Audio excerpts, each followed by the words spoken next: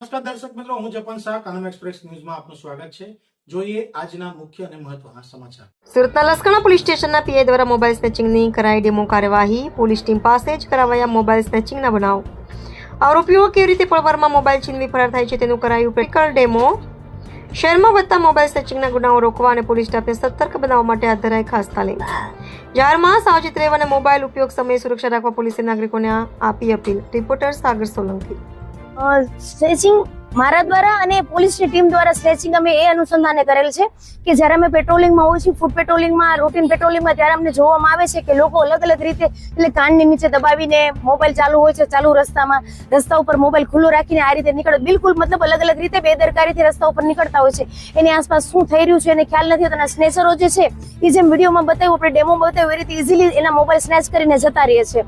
એટલે એ આને લોકોને અવેરનેસ આવે। બીજું કે ખાસ અમારું કે મીડિયાના માધ્યમથી એ પણ લોકોને કહે કે તમારી આસપાસ શું થઈ રહ્યું છે, તમારા મોબાઈલ જે છે એને હોલ્ડ એ રીતે કરો કે આસપાસ વાળા કોઈ સ્નેચ કરીને લઈ ના જાય।